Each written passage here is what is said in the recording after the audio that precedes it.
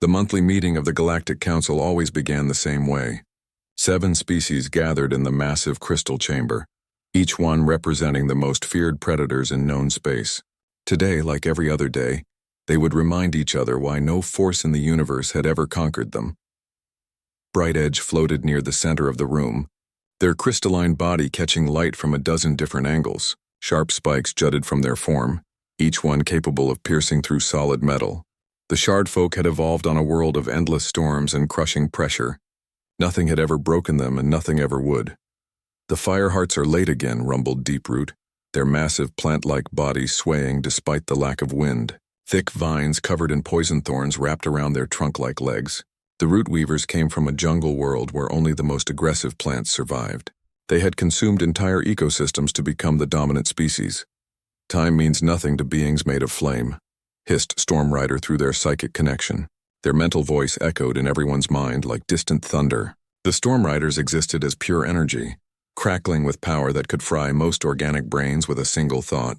They found physical concepts like punctuality amusing. Swift Cut buzzed with mechanical precision as they adjusted their metal limbs. Efficiency should be universal, they stated in their flat, emotionless voice. The Forge Masters had replaced their organic bodies with perfect machines long ago. They viewed biological limitations as weaknesses to be eliminated. A portal opened in the air, and Phasewalker stepped through from another dimension. Their body flickered between solid and transparent as they moved. Apologies, they said, though their tone suggested otherwise. The Voidwalkers could slip between realities at will, making them impossible to pin down or capture. Finally, the Firehearts arrived in their usual dramatic fashion. Flamedancer burst through the chamber's energy shields like a miniature star, their plasma body burning bright enough to hurt unprotected eyes. "We are here," they announced as if their presence was a gift to the others. Last came Swarm Voice, though calling them one entity was incorrect. They were thousands of insect-like creatures moving as one mind, their collective intelligence far beyond any individual species. When they spoke, it was with the voices of countless beings in perfect harmony. "The monthly gathering begins," announced Bright Edge, their voice like glass scraping against stone. "We celebrate another cycle of our continued independence." This was their ritual.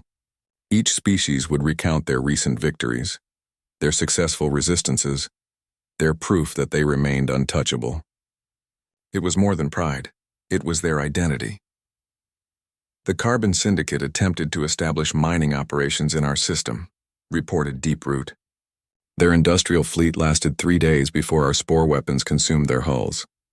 They fled screaming about invisible death." Swiftcut's optical sensors glowed brighter. "The tech priests offered us their superior modifications again.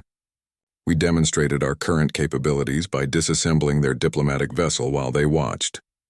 They have not returned. 6 species this month tried to probe our dimensional barriers," Phasewalker added with satisfaction. "Their ships now drift in 17 different realities. Some may eventually find their way home." Flamedancer's plasma form pulsed with amusement. "Pirates attempted to steal our energy reserves. We fed them to our young. Their screams powered our nurseries for weeks." Stormrider's psychic laughter filled everyone's minds. "The Mind Shapers challenged us to a battle of wills. 3 of their greatest telepaths now serve in our mental gardens, their consciousness trapped in eternal loops of their own worst fears." Swarm Voice spoke with thousands of voices in unison. "Corporate slavers tried to capture our outer colonies for forced labor. We showed them what happens when prey attempts to hunt predators. Their bones fertilize our breeding worlds." Bright Edge's crystalline form grew brighter with pride. "Another month. Another proof that we 7 remain the apex of galactic civilization. No force has ever tamed us. No power has ever broken our will." The others murmured agreement, their various forms of communication creating a harmony of satisfaction. This was who they were, the untouchable, the unconquerable, the forever free. "Before we adjourn," Bright Edge continued, "we have received another membership application." They gestured, and a holographic display appeared in the chamber's center. "A species calling themselves humans wishes to join our council." The chamber erupted with various sounds of amusement. Deeproot's vines rustled with laughter. Swiftcut's mechanical systems buzzed with what might have been mirth. Phasewalker flickered in and out of visibility rapidly, their version of chuckling. Let me see their credentials, Storm Rider demanded, their mental voice dripping with curiosity. The display showed images from human space, cities filled with small, soft-looking bipeds, agricultural worlds where humans worked alongside four-legged creatures, space stations where humans lived in harmony with dozens of different species. They claimed to be explorers and diplomats, Bright Edge read from the application. Their greatest achievement appears to be something they call animal husbandry, the practice of caring for lesser creatures. The laughter grew louder. Flame Dancer's plasma form flickered with amusement so intense it created small solar flares. They keep pets, Swarm Voice observed, their collective consciousness analyzing the images. Domestic animals that serve them willingly. They have somehow convinced wild predators to live in their homes. Weakness, stated Swiftcut flatly. A truly superior species needs no companions. They ride large mammals for transportation, Phase Walker noted, studying images of humans on horseback. Instead of developing proper technology, they convince animals to carry them. Deep Root's thorny vines twisted with disgust. They grow other species for food instead of hunting them properly. Where is their strength? Where is their dominance? Storm Rider's psychic presence grew colder. They claim their greatest military victories came from cooperation with local species. They fight alongside animals rather than conquering them first. This is not a species worthy of our council, Bright Edge declared. They are weak creatures who survive through compromise rather than strength. They tame instead of being untamable. Should we simply reject their application? Asked Flame Dancer, though their tone suggested they wanted more entertainment. Bright Edge's crystalline form shifted into a more aggressive configuration. No, we should make an example of them. Schedule a formal hearing. Let them come before us and see what true power looks like. When they flee in terror, word will spread that the Galactic Council accepts only the strongest. The others agreed enthusiastically. It had been months since they had fresh entertainment. Send the invitation, Bright Edge commanded. Tell them to bring their greatest representative and their finest achievements. We shall show them the difference between rulers and servants. As the council meeting ended, each member departed in their own dramatic fashion. None of them noticed the small notation in the human application, a request for special accommodations for a diplomatic companion animal. Within hours, a human transport ship requested docking permission at Crimson Dawn Station. The entertainment was about to begin. Docking Bay 7 had seen countless diplomatic vessels over the years. Massive war cruisers that could level planets, elegant ships designed to intimidate with their beauty, and bizarre craft that defied conventional physics. The small human transport that settled onto the landing pad looked almost embarrassingly ordinary by comparison. Worker drone Hicks 7 barely glanced up from their loading manifest. The mechanical being had processed thousands of arrivals, and this one seemed particularly boring. No weapon signatures, no exotic energy readings, no intimidating hull modifications. Just a simple metal cylinder with basic propulsion systems. Another weakling species coming to beg, muttered Security Chief Bladetail, their reptilian scales shifting color with disdain. The razor fins served as neutral station security, which meant they had seen every attempt at diplomatic intimidation imaginable. At least the last applicants brought war machines. This thing looks like a cargo hauler. The transport's airlock cycled open with a soft hiss. No dramatic music, no clouds of mysterious vapor, no escort of heavily armed guards. Instead, a single human emerged carrying nothing more than a simple case and what appeared to be a pet carrier. Dr. Ann River looked exactly like the images in humanity's diplomatic files. Average height, brown hair pulled back in a practical style, wearing clothes that seemed designed for comfort rather than impression. She walked with calm confidence, but not the aggressive swagger most species used when trying to establish dominance. "Excuse me," she said politely to Hicks 7. "Could you direct me to the diplomatic quarters? I have a confirmation code here." She held out a data pad with her travel documents. The worker drone processed the information with mechanical efficiency. Level 12, Section C, Room 847. Standard atmospheric mix has been prepared. Duration of stay? That depends on how long the council needs to reach their decision, Anne replied with a small smile. Hopefully not too long. My companion gets restless during extended travels. Bladetail's forked tongue flicked out, tasting the air around the human. No fear pheromones, no aggressive chemicals, no signs of hidden weapons or augmentations. If anything, the human smelled calm and slightly amused. It was unsettling. What is in the container? Bladetail demanded, their security training kicking in despite the non-threatening situation. Anne looked down at the carrier she held. My diplomatic partner. He's been cleared by your biosecurity protocols. All the paperwork should be in your system. The security chief's scales shifted to a more suspicious orange. Partner, your species requires emotional support to function in stressful situations. Something like that, Anne said, though her tone suggested there was more to the story. He's quite good at reading people. Or, well, reading anyone, really. Very perceptive.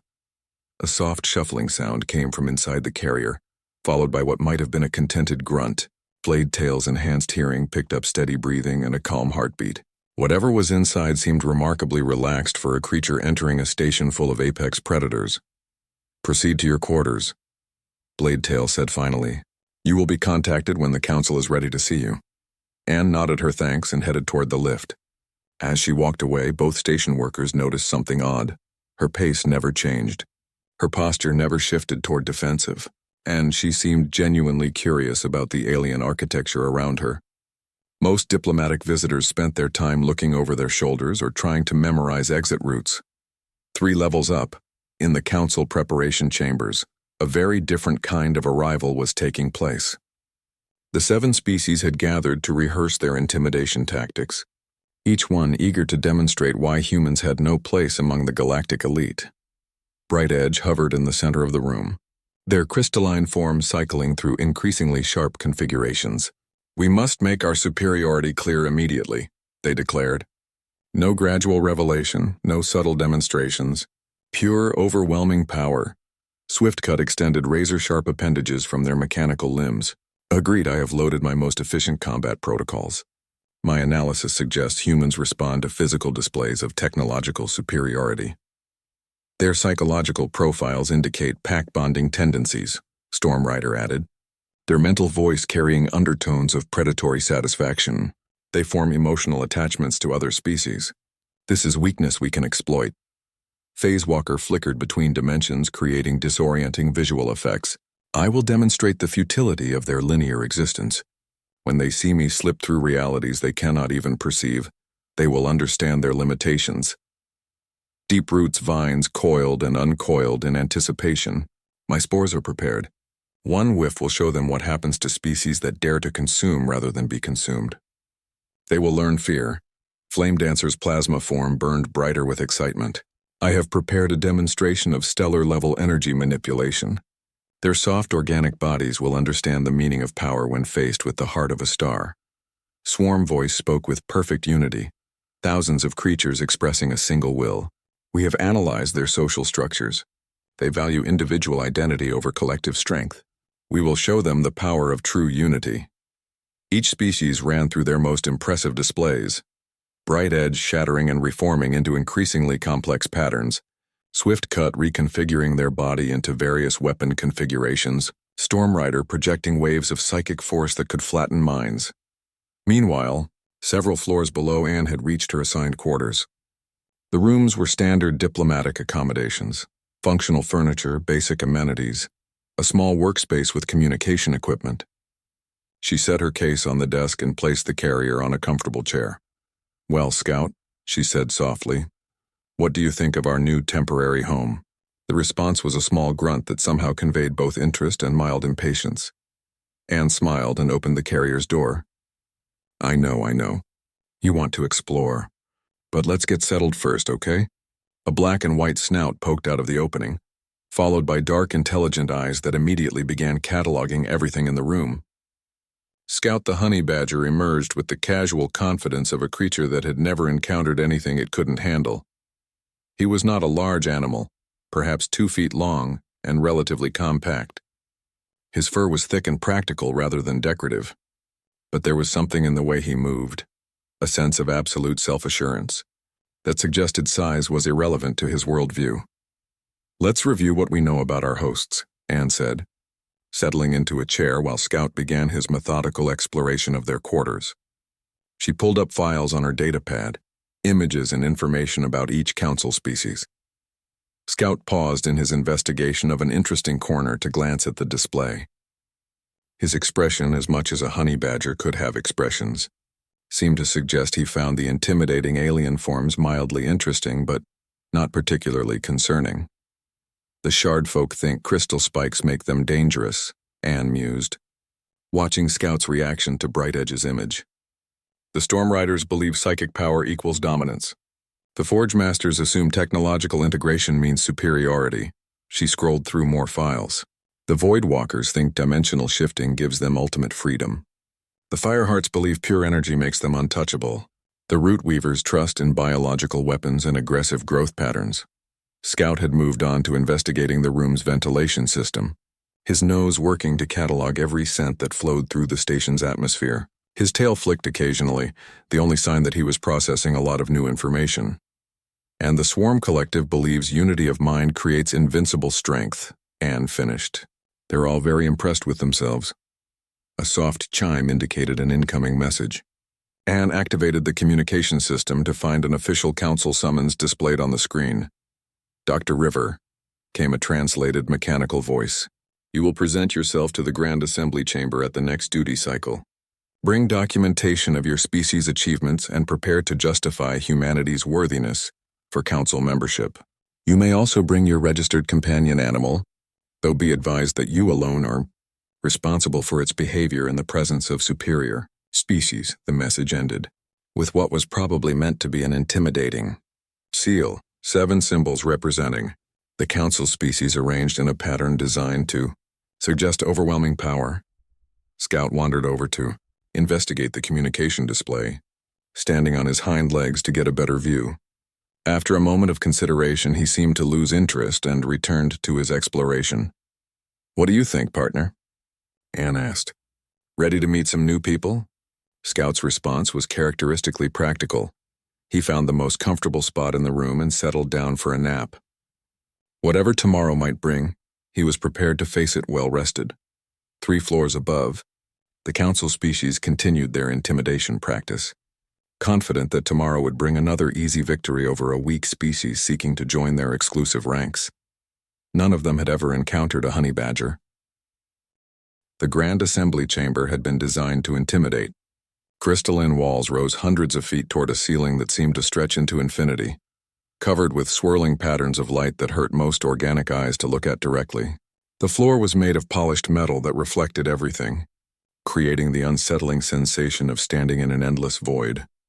7 elevated platforms surrounded the center of the chamber, each one designed to showcase the occupying species at their most impressive energy fields, dimensional distortions, and various atmospheric modifications created a light show that could overwhelm unprepared visitors within minutes. Dr. Anne River walked into this carefully crafted theater of power carrying her data pad in the same pet carrier she had brought from the transport. Her footsteps echoed in the vast space, but her pace remained steady and confident. She showed no signs of being impressed or intimidated by the display. Human. Bright Edge's voice boomed from their crystal platform, each word creating small sonic vibrations in the air. You stand before the Galactic Council, representatives of the 7 most powerful species in known space. We are untamed, unconquered, and unconquerable. State your business. Anne placed her carrier gently on the floor and straightened to address the assembled beings. Honorable Council members, I am Dr. Anne River, representing humanity's application for membership in the Galactic Council. I come bearing documentation of our achievements and our desire to contribute to galactic civilization. A sound that might have been laughter came from multiple platforms. Storm Rider's psychic voice echoed with amusement directly into Anne's mind. Contribute? What could a species of pet keepers possibly offer to those who rule through strength? Our technological capabilities include faster-than-light travel, matter synthesis, and complex artificial intelligence, Anne began, consulting her datapad. Our scientific achievements span multiple fields including genetics, physics, and xenobiology. Our cultural diversity encompasses thousands of different approaches to art, philosophy, and social organization. Swiftcut's mechanical voice cut through her presentation. Irrelevant. These are the achievements of scavengers and diplomats. What worlds have you conquered? What species have you dominated? Where are your trophies of war? Anne paused, considering her words carefully. We have explored 847 star systems and established peaceful contact with 23 different species. Our expansion has been based on mutual benefit and voluntary cooperation rather than conquest. The chamber erupted with various alien expressions of derision. Deeproot's vines thrashed with what passed for laughter among the root weavers. Phasewalker flickered in and out of visibility so rapidly it created a strobing effect. Peaceful contact. Flame Dancer's plasma form pulsed with amusement, creating small solar flares that painted the walls with shifting shadows. You negotiate with your inferiors rather than subjugating them. This is weakness, not strength. Furthermore, Swarm Voice spoke with the perfect unity of thousands of creatures. Your application mentions companion animals. You have brought some lesser creature here to comfort you in your time of stress. This proves your emotional fragility. Bright Edge's crystalline form shifted into a more aggressive configuration, sharp spikes extending toward Anne. You claim to represent a species worthy of joining our council, yet you cannot even attend this meeting without bringing a pet for emotional support. This is pathetic. Anne looked down at the carrier, then back at the assembled council. Scout isn't here for my emotional support. He's here because he was curious about meeting you. The statement was so unexpected that several council members paused in their intimidation displays. Curious? Stormrider's mental voice carried confusion along with condescension. Your pet wishes to observe superior beings? Something like that, Anne said, and there was something in her tone that suggested hidden depths. He's very good at reading people. All kinds of people. Swiftcut's optical sensors focused on the carrier with mechanical precision. What manner of creature do you harbor there? Our sensors detect a small mammalian life form with elevated metabolism and unusual confidence pheromones. Would you like to meet him? Anne asked politely. The question hung in the air for a moment. The council members had expected begging, fear, or perhaps desperate attempts at negotiation. They had not expected a calm invitation to meet a pet. This grows tiresome, Deeproot declared, their massive form swaying with impatience. Show us this creature so we may demonstrate the difference between predator and prey. Phasewalker's voice came from several dimensions at once. Yes, let your pet see what real power looks like. When it cowers before us, you will understand your place in the galactic hierarchy. Anne knelt beside the carrier and opened its door. Scout, would you like to come out and meet our hosts? The first thing to emerge was a black and white snout, followed by dark, intelligent eyes that immediately began scanning the chamber with professional interest. Scout the honey badger stepped out of his carrier with the casual confidence of a creature entering his own territory.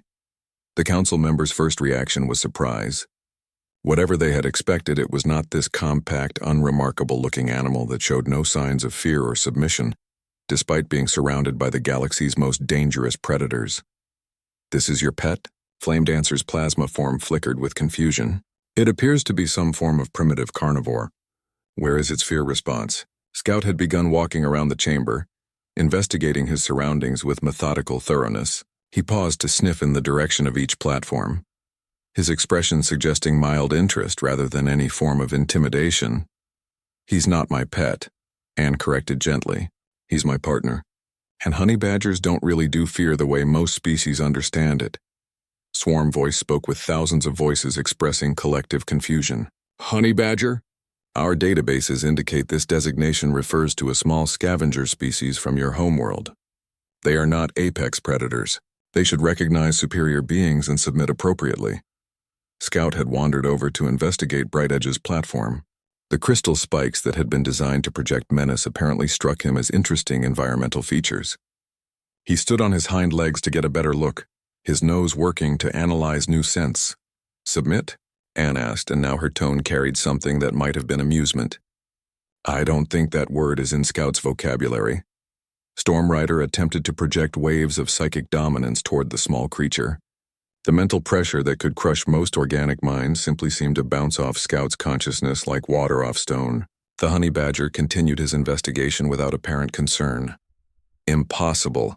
Stormrider's mental voice carried the first hint of uncertainty. All creatures respond to psychic dominance. This is a fundamental law of nature. Most creatures, Anne agreed, but honey badgers evolved in a very specific environment. They learned to deal with problems by ignoring them and finding solutions instead of submitting to threats. Swiftcut extended several weapon-configured appendages towards Scout, creating a display that had sent dozens of species fleeing in terror. Scout glanced at the mechanical arms with what could only be described as professional interest, then continued his systematic exploration of the chamber. "Your creature is defective," Deeproot declared, releasing a cloud of spores that should have triggered instinctive flight responses in any normal animal. Scout paused to sniff the chemical release, his expression suggesting he found the scent mildly interesting but not concerning. "Not defective," Anne said. "Just different. Scout, they think you should be afraid of them." Scout paused in his investigation and looked up at Anne, then around at the assembled council members. His expression, as much as a honey badger could have expressions, seemed to suggest he found this concept puzzling, but not particularly relevant to his current activities. Phase Walker flickered through several dimensions, creating disorienting visual effects that had driven other species to madness. Scout watched the display with the calm interest of someone observing an unusual but not threatening natural phenomenon. "This is intolerable." Bright Edge's crystalline voice rang with frustration. "We are the apex predators of galactic civilization. No creature should be able to ignore our dominance displays." Flame Dancer's plasma form blazed brighter, creating heat that would have sent most organic beings scrambling for cover. Scout simply moved to a more comfortable temperature zone and continued his exploration. "Perhaps," Storm Rider suggested, their mental voice taking on a dangerous edge, "we should demonstrate what happens to creatures that fail to show proper respect." Anne's demeanor shifted slightly, and for the first time since entering the chamber, she showed signs of something other than diplomatic calm. "I wouldn't recommend that approach." "Are you threatening us?" Swarm Voice demanded, thousands of creatures speaking in perfect unity. "Not at all," Anne replied. "I'm just pointing out that Scout has his own way of handling threats. And historically, creatures that try to harm honey badgers tend to regret the experience."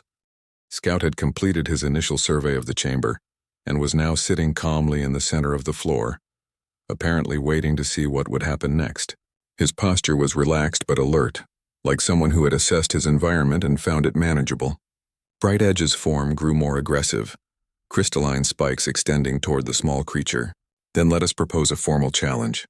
If your species believes it belongs among the elite of galactic civilization, let your pet prove its worth against true predators."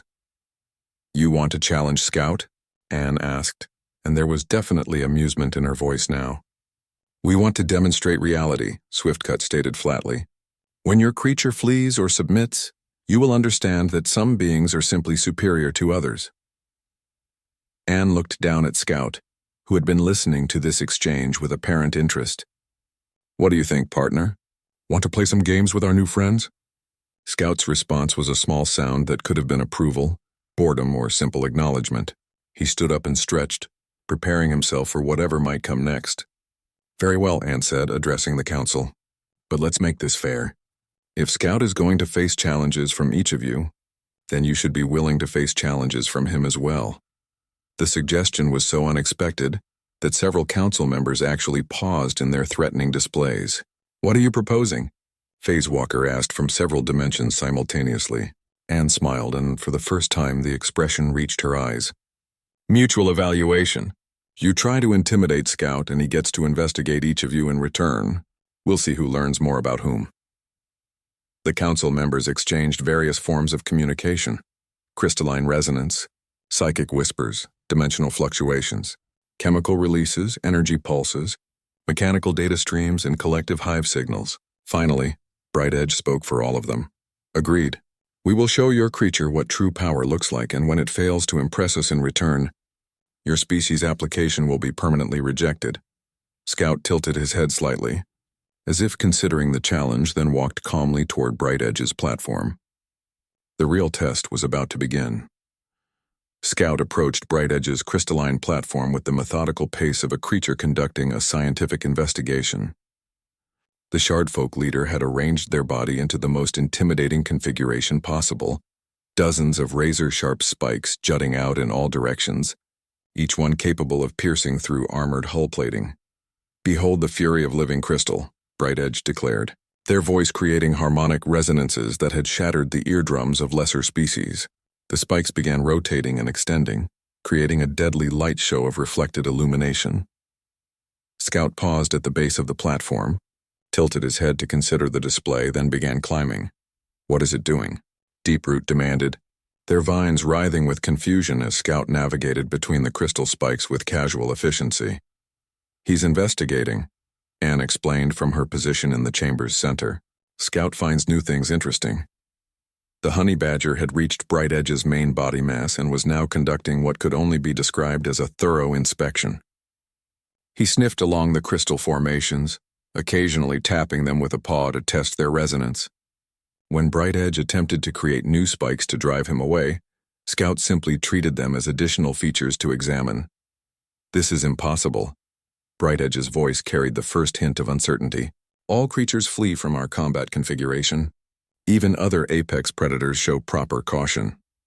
Scout had discovered that certain crystal formations produced different musical tones when touched. He seemed to find this mildly entertaining, and spent several minutes experimenting with the effect. Bright Edge found themselves involuntarily adjusting their harmonic frequencies to create more interesting sounds. "Your creature is treating me like a musical instrument," Bright Edge reported with something that might have been indignation. "Scout appreciates good craftsmanship," Anne replied. "Your crystalline structure is quite impressive from an engineering perspective."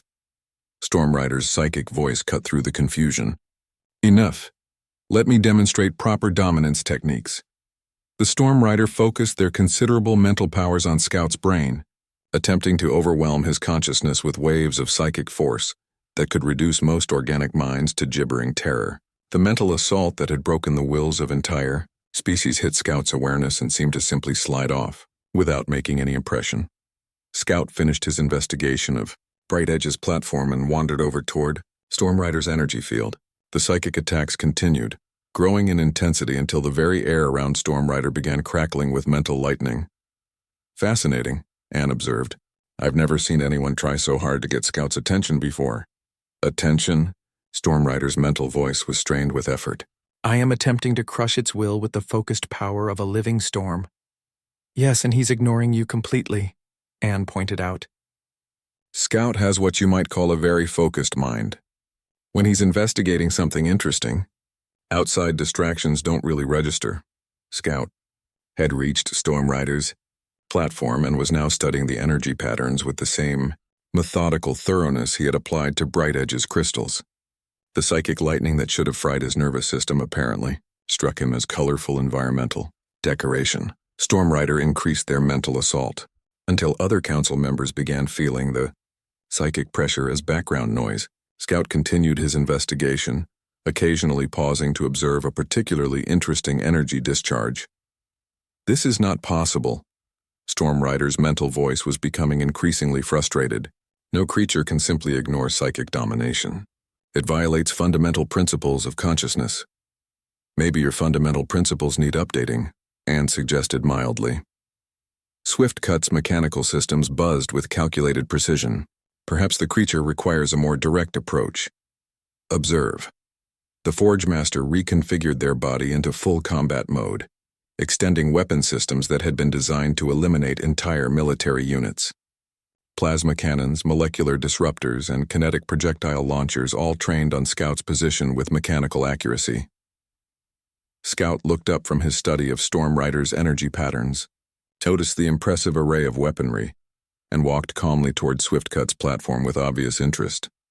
Finally, Swiftcut's voice carried mechanical satisfaction. "It approaches to surrender." Instead, Scout began examining the weapon systems with the same thorough curiosity he had shown everything else. He stood on his hind legs to get a better look at the plasma cannon's focusing array, sniffed the molecular disruptor to analyze its energy signature, and seemed particularly fascinated by the mechanical precision of the targeting systems. "It is investigating my weapons," Swiftcut reported with mechanical confusion. "This behavior does not match any known fear or submission responses." "Scout's always been curious about how things work," Anne explained. "He probably thinks your modifications are quite clever." Swiftcut found themselves involuntarily adjusting their weapon configurations to give the honey badger a better view of their mechanical complexity. When Scout tapped a plasma cannon housing with apparent appreciation, Swiftcut actually felt something that might have been pride. Phase Walker flickered through several dimensions in rapid succession, creating visual distortions that had driven other species to madness. Let me show this creature the futility of linear existence. Scout watched the dimensional shifting with the calm interest of someone observing an unusual but comprehensible natural phenomenon. When Phase Walker began rapidly phasing in and out of multiple realities simultaneously, Scout simply positioned himself to get the best viewing angle. Why is it not terrified? Phase Walker's voice came from 17 different dimensions at once. The sight of reality being torn apart should reduce any sane creature to gibbering madness. Scout's seen stranger things, Anne replied. He once spent an afternoon watching me rebuild a quantum computer. Reality bending is just physics with more moving parts. Deeproot's vines lashed with impatience. Allow me to demonstrate biological superiority. The massive plant being released a cloud of spores that contained enough toxins to kill everything within a 50-meter radius. The chemical weapons that had consumed entire enemy fleets filled the chamber with deadly beauty. Scout wandered through the toxic cloud, occasionally pausing to sniff with apparent interest. The poisons that should have dropped him within seconds seemed to affect him about as much as a pleasant spring breeze. Impossible. Deeproot's voice rustled with disbelief. Those spores can dissolve organic tissue at the molecular level. Honey badgers have quite robust immune systems, Anne noted. They evolved eating things that would kill most other species. Scout's probably analyzing your spore composition for future reference. Flame Dancer's plasma form blazed with frustration. Perhaps it requires a more direct demonstration of power. The Fireheart's body temperature spiked to stellar levels, creating heat that warped the very air around their platform. Scout approached the miniature star with the same calm methodology he had shown everything else. He found a comfortable distance where the heat was merely warm rather than lethal, and settled down to observe Flame Dancer's energy patterns. It should be fleeing in terror. Flame Dancer's plasma voice crackled with confusion. I am generating temperatures that could melt most known materials. Scouts always liked warm places, Anne said. Though you might want to tone it down a bit. He's starting to look sleepy and he gets grumpy if he's woken up unexpectedly. Indeed, Scout had found the radiant heat quite comfortable and was beginning to show signs of contentment that suggested nap time was approaching. Swarm Voice spoke with the collective frustration of thousands of creatures. This makes no sense. We represent perfect unity, absolute coordination, the power of true collective consciousness. Surely it cannot ignore the majesty of our hive mind. The thousands of insect-like creatures that comprised Swarm Voice began their most impressive display. Perfectly synchronized movement patterns that created living, geometric shapes of incredible complexity. The mathematical precision of their collective behavior had convinced other species that resistance was futile. Scout watched the display with genuine interest, his head moving to track the complex patterns. When the performance concluded, he made a small sound that might have been appreciation. Did it just, one of the swarm voices began. Applaud our performance? Finished another. I think he enjoyed the show, Anne confirmed. Scout appreciates good coordination. He's worked with pack animals before. The council chamber fell silent except for the various hums, crackles, and energy discharges of the alien technologies. 7 apex predator species, the most feared beings in known space, found themselves staring at a small honey badger who had just treated their most intimidating displays like educational entertainment. This creature is defective, Bright Edge finally declared, though their voice lacked its earlier conviction. No normal animal behaves this way. Define normal, Anne suggested. Scout's behavior is perfectly normal for a honey badger. You're just not used to dealing with a species that doesn't recognize the concept of intimidation. Swiftcut's optical sensors focused on Scout with mechanical precision. You are claiming that this creature simply does not comprehend fear? Oh, he comprehends it, Anne corrected. He just doesn't see the point. Scout's basic philosophy is pretty simple. If something's a real threat, deal with it efficiently. If it's not a real threat, ignore it and focus on more interesting things. Stormrider's psychic voice carried a dangerous edge. Are you suggesting that we are not real threats? Anne looked around the chamber at the 7 most powerful species in galactic civilization, each one still maintaining their most impressive threat displays. Then she looked down at Scout, who had wandered back to the center of the chamber and was now sitting calmly, apparently waiting to see what would happen next. Scout doesn't make threats, she said finally, but he's very good at recognizing them, and right now he's completely relaxed. The implications of that statement hung in the chamber like an unspoken challenge. For the first time in their collective memory, the Galactic Council found themselves wondering not whether they could intimidate a lesser creature, but whether a lesser creature was evaluating them and finding them somehow lacking. Something strange was happening in the Grand Assembly Chamber. The 7 most feared predators in galactic space had spent the last hour trying to intimidate a small honey badger, and instead found themselves growing increasingly curious about his reactions. Bright Edge had begun unconsciously, adjusting their crystalline formations to create more interesting acoustic effects when Scout tapped them. The deadly spikes that should have been projecting menace were now arranged in aesthetically pleasing patterns that produced harmonic resonances. "This is not normal behavior for my species," Bright Edge observed, their voice carrying confusion rather than threat. "We do not modify our combat configurations to please other creatures." "Yet here you are," Anne pointed out, watching as Scout investigated the new crystal arrangements with obvious approval. Swiftcut had made even more dramatic changes to their standard intimidation protocols. Their weapon systems had been reconfigured into demonstration mode, showcasing their mechanical complexity rather than their destructive capability. When Scout showed particular interest in their targeting computers, Swiftcut found themselves providing what could only be described as a guided tour of their technological features. "My behavioral algorithms are experiencing unprecedented modifications," Swiftcut reported with mechanical bewilderment.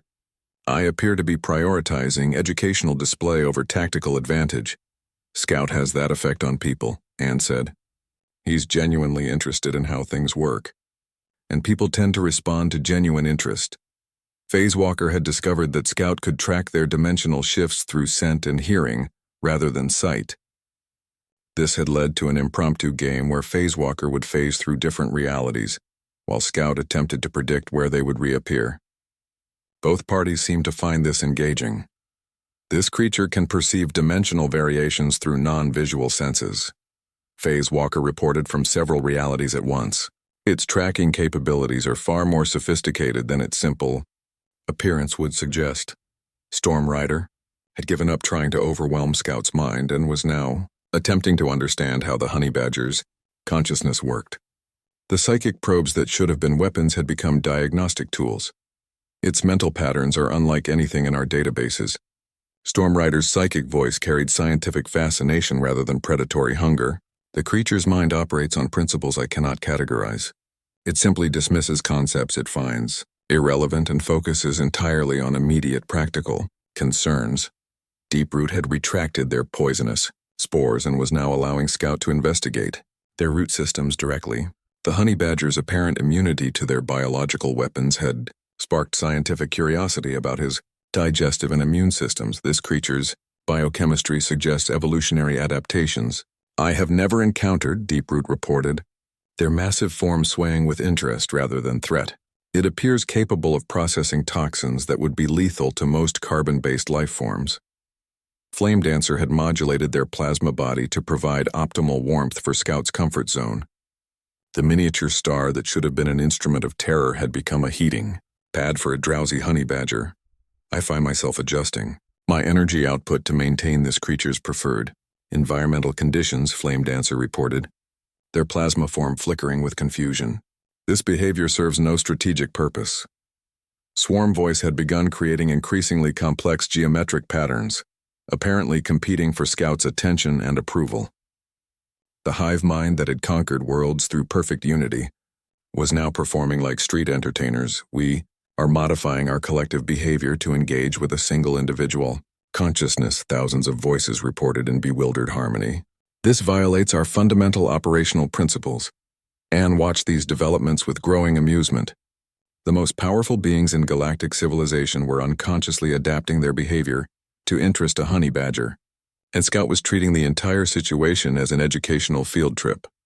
"You're all wondering the same thing," she said finally, addressing the assembled council. "You're wondering why you care what Scout thinks of you." The chamber fell silent except for the various technological hums and energy discharges. Each council member had been so focused on their interactions with Scout that they had not noticed their own behavioral changes. "This is," Bright Edge's crystalline voice trailed, off as they contemplated their modified formations. Unprecedented, Swiftcut finished, their mechanical systems analyzing their own actions with mechanical precision. We are apex predators. Storm Rider's mental voice carried confusion. We do not seek approval from prey species. Are you prey species? Anne asked gently. Because Scout doesn't seem to think so. He's been treating all of you like interesting colleagues rather than threats or victims. Scout chose that moment to wander over to Anne and settle down beside her with a contented sigh. His posture suggested satisfaction with his investigation and readiness for whatever might happen next. Your creature has evaluated us, Phase Walker observed, their voice coming from multiple dimensions. What was its conclusion? Anne looked down at Scout, who had begun the process of settling in for a comfortable nap. Scout thinks you're all quite fascinating. Complex, sophisticated, and probably very good at what you do. He just doesn't understand why you were trying so hard to impress him. Impress? Deeproot's vines rustled with indignation. We were demonstrating our superiority. From Scout's perspective, there's no meaningful difference, Anne explained. You were all working very hard to get his attention and show him your capabilities. He appreciated the effort. Flame Dancer's plasma form pulsed with something that might have been embarrassment. We were not seeking this creature's approval. No, Anne agreed. But you kept modifying your behavior based on his reactions. Bright Edge started making prettier crystal formations. Swiftcut began showing off their technology instead of threatening with it. Phase Walker turned dimensional shifting into a game. Storm Rider started trying to understand Scout's mind instead of crushing it. She gestured to the other council members. Deeproot retracted their poison and started sharing scientific data. Flame Dancer adjusted their temperature for Scout's comfort. Swarm Voice began performing coordination displays for entertainment rather than intimidation. The implications were slowly sinking in. The 7 apex predators had unconsciously shifted from predator behavior to something entirely different. This is not domination, Swarm Voice observed with collective realization. No, Anne confirmed. This is what happens when someone shows genuine interest in who you are, rather than fear of what you can do. Scout wasn't impressed by your power displays, but he was fascinated by your complexity, your intelligence, and your capabilities. Storm Rider's psychic presence grew thoughtful. The creature treated our demonstrations as educational rather than threatening. Scout learns by investigating, Anne explained. He wanted to understand how each of you worked, what made you unique, what you were capable of. Your threat displays were just data to be processed and appreciated. Swiftcut's optical sensors focused on Scout with mechanical precision. It was conducting behavioral analysis on apex predators. More like making friends, Anne corrected. Scout's social approach is pretty straightforward. Show interest in someone, and they usually show interest back. He was curious about all of you, so you became curious about him. Bright Edge's crystalline form had unconsciously shifted into more aesthetically pleasing configurations. We found ourselves wanting to interest the creature rather than intimidate it. Because genuine interest is more engaging than fear, Anne said. Fear makes creatures want to get away from you as quickly as possible. Interest makes them want to understand you better. Phase Walker flickered through several dimensions thoughtfully. This creature has demonstrated a form of social interaction we have not encountered. Not social interaction, Anne corrected gently. Partnership. Scout approached each of you as potential partners rather than threats or rivals. He wanted to understand what you could do, not because he feared it, but because he found it genuinely impressive. Deeproot's massive form swayed with consideration. Partnership implies mutual benefit and voluntary cooperation. Exactly, Anne said. Scout doesn't recognize dominance hierarchies, but he appreciates competence and intelligence. He treated all of you like experts in your respective fields rather than predators trying to establish superiority. The chamber was quiet, except for Scout's soft breathing as he dozed, contentedly beside Anne. The honey badger had apparently decided that his investigation was complete, and the current environment was safe for resting. Your creature is sleeping, Flame Dancer observed, their plasma form flickering with something that might have been fondness. Scout sleeps when he's comfortable and confident in his surroundings, Anne explained. It's actually quite a compliment. He trusts that none of you represent a genuine threat to his well-being. The 7 apex predators contemplated this statement. Somewhere in the last hour, They had shifted from trying to intimidate a small Earth creature to feeling pleased that he trusted them enough to sleep in their presence. "This is not how council evaluations typically proceed," Stormrider observed, their mental voice carrying undertones of wonder. "No," Anne agreed, but maybe that's the point. "You've all spent so much time proving you can't be dominated that you've forgotten what it's like to simply be appreciated for who you are." Scout shifted slightly in his sleep, making a small, contented sound. 7 of the galaxy's most dangerous predators found themselves unconsciously moderating their various energy outputs to avoid disturbing him. None of them had ever met a creature who was completely unimpressed by their power, but genuinely interested in their personalities. It was a profoundly unsettling experience. The Grand Assembly Chamber had never been so quiet. 7 apex predators, beings who had conquered worlds and broken the will of entire species, found themselves standing in contemplative silence around a sleeping honey badger. Scout had curled up beside, and with the complete confidence of a creature that had assessed his environment and found it entirely manageable. His steady breathing was the only sound in the vast chamber, and each council member found themselves unconsciously adjusting their various energy outputs to maintain the peaceful atmosphere. "Explain this to us," Bright Edge finally said, their crystalline voice softer than it had been all day. "Your creature has accomplished something no force in galactic history has managed. It has made us question our fundamental understanding of strength and dominance." Anne looked around the chamber at the 7 beings who represented the pinnacle of galactic power. Each one had unconsciously modified their threatening postures into more approachable configurations. Bright Edge's crystal spikes had retracted into aesthetically pleasing formations. Swiftcut's weapons had been replaced with neutral manipulator arms. Stormrider's psychic pressure had diminished to barely perceptible levels. "Scout didn't make you question anything," Anne said gently. "He just showed you a different way of looking at the world.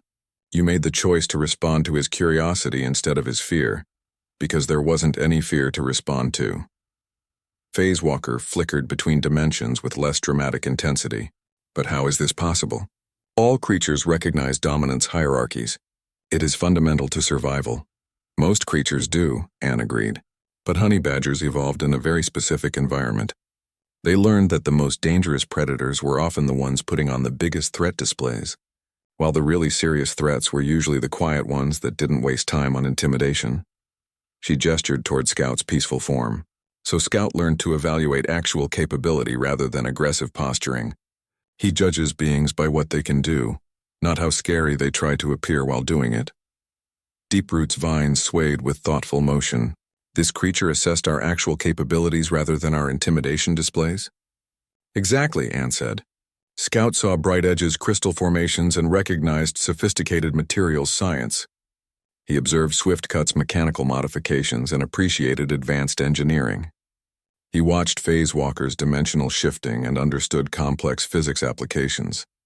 Stormrider's psychic voice carried undertones of revelation. "It evaluated our technological and evolutionary achievements rather than our threatening aspects."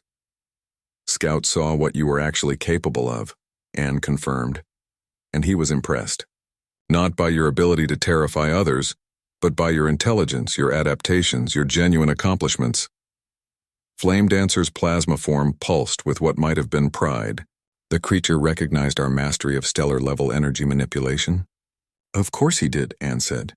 "Scout's not easily intimidated, but he's always impressed by competence. You've all achieved remarkable things, and he appreciated seeing your capabilities demonstrated." Swarm Voice spoke with the collective wonder of thousands of minds. "It treated our hive consciousness as a fascinating social structure rather than a threatening collective entity." "Because that's what it is," Anne pointed out. "You've achieved something most species never manage. Perfect voluntary cooperation on a massive scale. That's not threatening, it's amazing." The council members digested this perspective in their various ways. They had spent millennia defining themselves by their inability to be conquered, but they had never considered being appreciated for their actual achievements. "Your species calls this partnership," Swiftcut observed, their mechanical voice carrying new understanding. "Voluntary cooperation based on mutual appreciation of capabilities." "That's one way to put it," Anne said. "Humans have found that voluntary cooperation tends to be more effective than forced compliance. When someone chooses to work with you, They bring their full capabilities to the partnership. When someone's forced to comply, they do the minimum necessary to avoid punishment. Bright Edge's crystalline form had unconsciously shifted into configurations that maximized acoustic harmony with the chamber's architecture. This creature chose to investigate us rather than flee from us. Because Scout was curious about what you could do, Anne explained. And when you realized he was genuinely interested rather than afraid, you started wanting to show him your best work instead of your most frightening displays. The implications were slowly becoming clear. Each council member began reviewing their interactions with Scout from this new perspective. We modified our behavior to interest the creature, Phase Walker realized, their voice coming from several dimensions with growing understanding. Not because we feared it, but because we appreciated its attention. Scout has that effect on people, Anne said. Genuine curiosity and appreciation tend to bring out the best in others. When someone's really interested in understanding what you can do, you naturally want to demonstrate your finest capabilities. Deeproot's massive form swayed with something that might have been amusement. This creature has been evaluating us for partnership potential. In his own way, yes, Anne confirmed. Scout judges everyone he meets by the same basic criteria. Are they interesting, are they competent, and can he trust them? You've all passed his assessment with flying colors. Stormrider's psychic presence grew thoughtful, and our species have been evaluating partnership potential as well without realizing it. You've spent the last hour trying to impress Scout, Anne pointed out. Not intimidate him, not dominate him, but genuinely impress him with your capabilities. That's not predator behavior. That's courtship behavior. The statement hung in the air like a revelation. 7 apex predators realized they had been unconsciously seeking the approval of a honey badger. This is... Flame Dancer's plasma form flickered with complex emotions. Unprecedented, Swiftcut finished, their mechanical systems analyzing the behavioral data with fascination. Not unprecedented, Anne corrected gently. Just unfamiliar. Your species are all incredibly accomplished, but you've spent so much time proving your independence that you've never experienced what it's like to have someone appreciate you for your achievements rather than fear you for your power. Scout chose that moment to wake up, stretching with the casual confidence of someone who had enjoyed a refreshing nap in pleasant company. He looked around the chamber, taking note of the various council members' modified postures, and made a small sound that conveyed general satisfaction. He approves of the changes you've made, Anne translated with a smile. Bright Edge's crystalline voice carried something that might have been pleasure. The creature finds our modified configurations acceptable? Scout thinks you all look much more approachable now, Anne said. Less like you're trying to scare someone and more like you're ready for interesting conversations. Swarm voice spoke with collective curiosity. Conversations about what subjects? Whatever interests you, Anne replied. Scout's always curious about how different species solve problems, what environments they've adapted to, what they've discovered about the universe. He finds intelligence fascinating regardless of what form it takes. Phase Walker flickered through dimensions with what seemed like nervous energy. Your species bases interstellar diplomacy on curiosity rather than intimidation? Among other things, Anne confirmed. We found that most species have accomplished remarkable things, and they're usually happy to share their knowledge if you approach them with genuine interest, rather than demands for submission. The council chamber fell quiet again, but this time it was a contemplative silence rather than an uncomfortable one. 7 species that had defined themselves by their untamable nature were contemplating the possibility of voluntary cooperation. If we were to approve humanity's application for council membership, Deeproot said slowly, what would you expect from such a partnership? Anne looked around the chamber, taking in the modified postures, the reduced threat displays, and the genuine curiosity in each council member's manner. The same thing Scout expected from all of you, she said finally. Mutual respect, shared knowledge, and the understanding that we're all trying to figure out this universe together. You don't have to give up your independence to appreciate what others can contribute. Stormrider's psychic voice carried undertones of possibility. Partnership without dominance. Cooperation without surrender. Exactly, Anne said. You remain who you are, but you gain access to different perspectives, different capabilities, different approaches to common problems. Scout had wandered over to investigate the chamber's central area, apparently checking to see if anything interesting had changed while he was sleeping. Finding the environment unchanged but still satisfactory, he returned to Anne's side and settled down again. "Your creature appears ready to remain here indefinitely," Flame Dancer observed. "Scout's comfortable with all of you now," Anne explained. "He's decided you're trustworthy colleagues rather than potential threats. From his perspective, this is a good place to be." Bright Edge's crystalline form had settled into configurations that created pleasant harmonic resonances with the chamber's architecture. "We find ourselves comfortable with its presence as well." "And with your presence," Swiftcut added, their mechanical voice carrying new warmth. "This has been our most educational council session in memory." The formal vote when it came was unanimous. 7 species that had never accepted equals agreed to welcome humanity as partners in galactic civilization. As the session concluded and the council members began departing in their various ways, each one paused to acknowledge Scout in their own manner. Bright Edge created a small crystal formation that chimed musically when touched. Swiftcut offered a brief display of their most elegant mechanical configurations. Stormrider projected a gentle psychic greeting that conveyed respect and friendship. Phasewalker flickered through several dimensions in a complex pattern that seemed almost like a bow. Deeproot released a small cloud of pleasant-smelling spores that carried no toxins, only fragrance. Flame Dancer modulated their plasma form to create beautiful light patterns. Swarm Voice performed a brief coordination display that created living geometric art. Scout acknowledged each gesture with apparent appreciation, his manner suggesting that he found his new colleagues quite satisfactory. "Well, Scout," Anne said as they prepared to return to their quarters, "what did you think of your first diplomatic mission?" Scout's response was a small sound that could have meant many things, but his relaxed posture suggested general satisfaction with the day's work. As they walked through the station corridors, Anne reflected on the day's events. 7 species had learned that strength could be measured by the voluntary respect of others, rather than the involuntary fear of enemies, and Scout had made several new friends who happened to be among the most powerful beings in galactic civilization. For a honey badger, it had been a pretty good day.